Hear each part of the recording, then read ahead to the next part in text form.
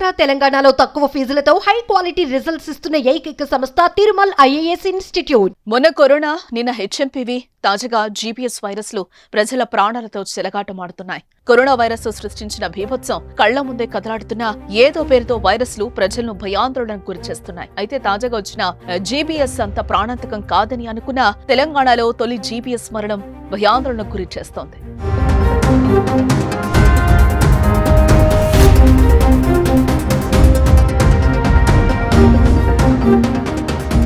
GBs virus మహారాష్ట్రలో తీవ్ర అలజడి రేపింది. అక్కడ దాదాపు 70 మందికి పైగా ఈ వ్యాధితో బాధపడుతున్నట్లుగా గుర్తించారు.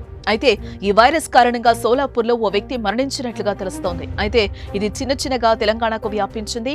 సిద్దిపేట జిల్లాలో ఓ మహిళకు జీబీఎస్ లక్షణాలు ఉన్నట్లుగా వైద్యులు గుర్తించడంతో ప్రజలు భయాందోళనకు గురయ్యారు. అయితే అప్పటి నుంచి హైదరాబాద్లోని కిమ్స్ లో చికిత్స తీసుకుంటున్న ఆ మహిళ తాజాగా మృతి చెందడంతో వైద్య అధికారులు అలర్ట్ అయ్యారు. ఈ వార్త విన్న జనం భయంతో వణికిపోతున్నారు.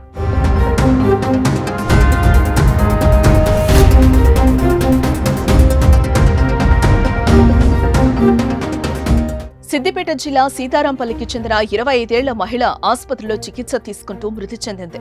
ఆమెకు 5 ఏళ్లలోపు 2 కుమారులున్నారు. ఆమెకు ఇటీవల కుమార్తె జన్మించింది. కుమార్తె జన్మించిన తర్వాత నెల రోజుల కిందట నరాల నొప్పులతో అనారోగ్యం బారిన పడింది. దీంతో కుటుంబ సభ్యులు సిద్దిపేట, హైదరాబాద్లోని నిమ్స్ ప్రైవేట్ ఆసుపత్రిలో చికిత్స చేయించారు.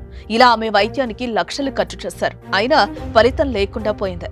చివరికి ఆసుపత్రిలో చికిత్స పొందుతూ ఆమె ప్రాణాలు కోల్పోయారు. అయితే ఇప్పటికే మహారాష్ట్రలోని పూణేలో జీపీఎస్ కారణంగా పలువురు మృతి చెందారు. ఇప్పటికే చాలా మంది ఆసుపత్రిలో చికిత్స పొందుతున్నారు.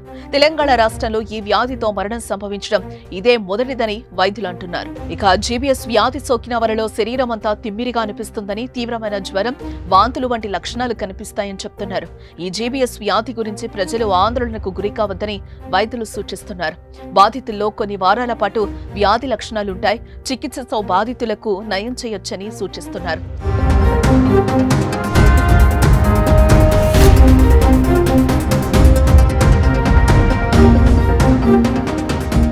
బ్యాక్టీరియా, వైరల్ ఇన్ఫెక్షన్ కారణంగా బలహీన రోగ నిరోధక శక్తి కలిగి ఉన్న వ్యక్తులు ఈ జీపీఎస్ బారిన పడే అవకాశాలుంటాయని వైద్యులు వెల్లడించారు.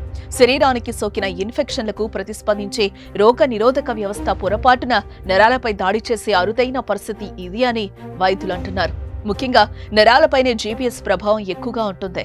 కలుషిత ఆహారం, నీటి ద్వారా బ్యాక్టీరియా సోకుతుందని వైద్యులు చెప్తున్నారు. అయితే ప్రజలు భయాందోళనకు గురి కావద్దని, జీబీఎస్ అంటువ్యాధి కాదని, చికిత్సతో నయం చేయొచ్చని వైద్యులు వెల్లడించారు. అయితే వైద్యులు ఎన్ని రకాలుగా చెప్తున్నా ప్రజలు మాత్రం భయాందోళనను వ్యక్తం చేస్తున్నారు. నిన్న మొన్నటి వరకు జీపీఎస్ వైరస్ ప్రాణాంతకరమైంది కాదని చెప్తున్నా తాజాగా జీపీఎస్ వైరస్ సోకి ఓ మహిళ చనిపోవడంతో ప్రజలు ఆందోళన వ్యక్తం చేస్తున్నారు.